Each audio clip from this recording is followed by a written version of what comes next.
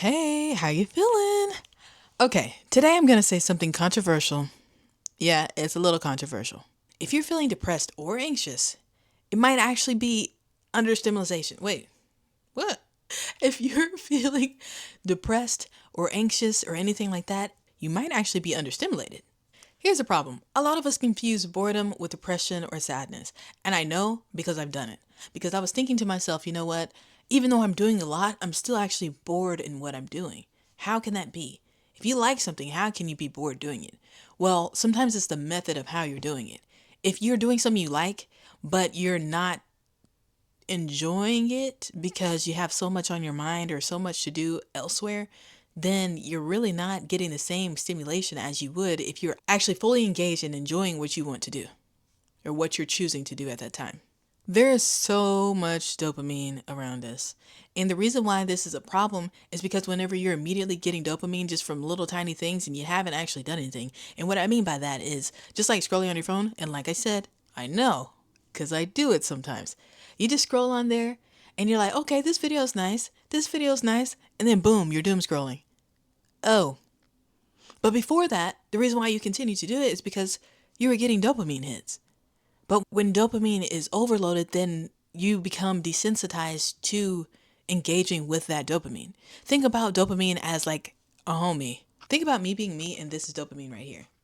So say this is dopamine right here and I'm me, right? So this is going to represent my engagement with dopamine throughout the day.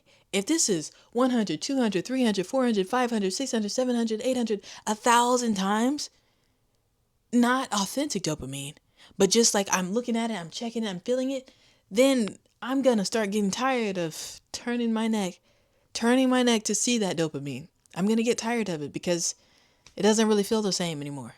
And whenever dopamine doesn't feel the same anymore, that's when we start to feel sad and depressed.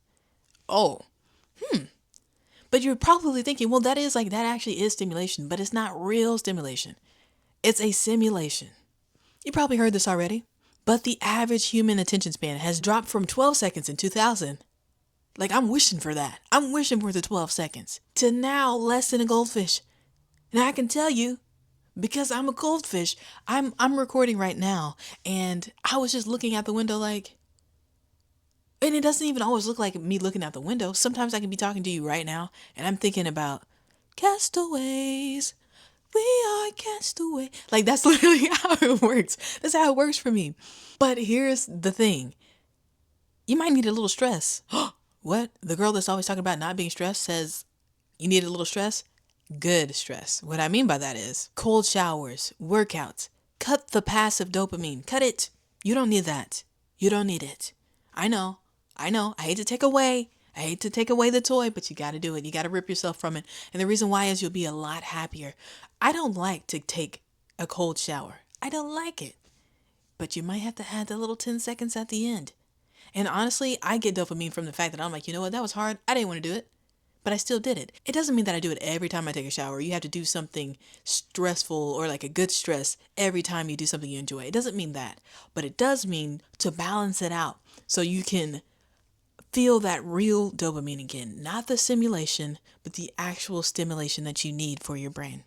And even if you do something like grounding, that's actually stimulation. That gives me dopamine. I don't know. You might have to like try it yourself. And I know people say, you need to touch some grass. Like, that is true. That is true. You got to touch grass because that is actually grounding. It's something called grounding.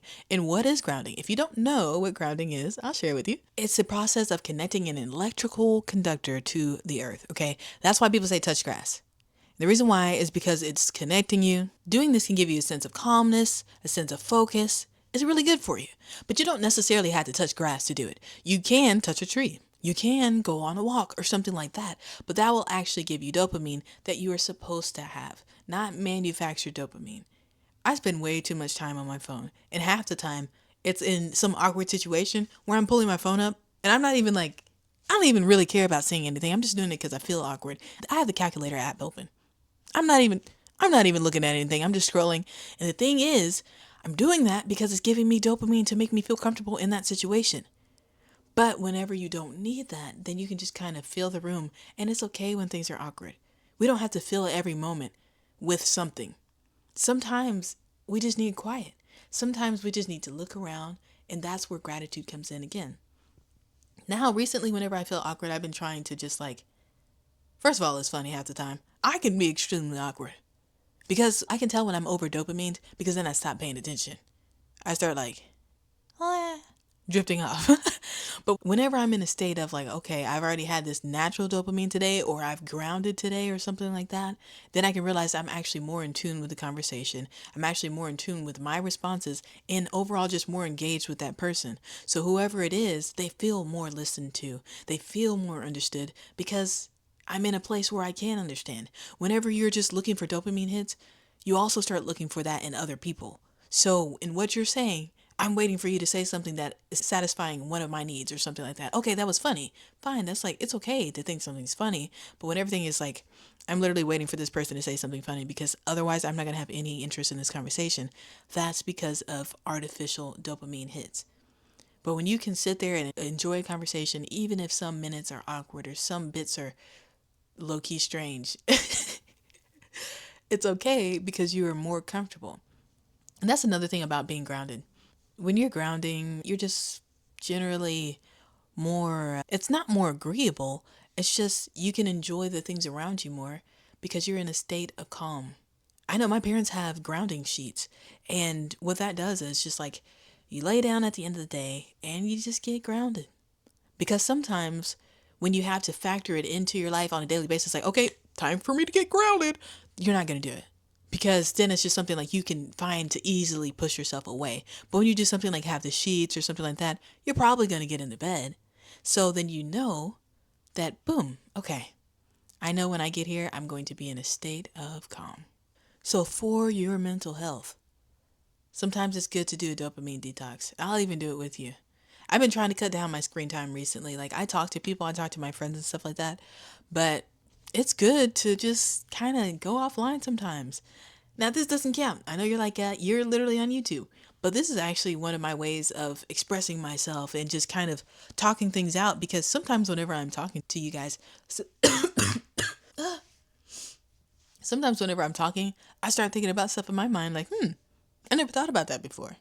But it's good to have those moments because when you don't ever take the time to think, you forget how to think. When you don't take the time to understand, you forget how important it is to understand. When you forget to give yourself time to be creative, you lose that creative bone. Remember to go out there and do something that makes you happy. Every day, try to go for something that makes you happy, even if it's a terrible day. As a matter of fact, especially if it's a terrible day. Seek things that bring you joy, not just happiness. Happiness is temporary, but joy is an actual state of being.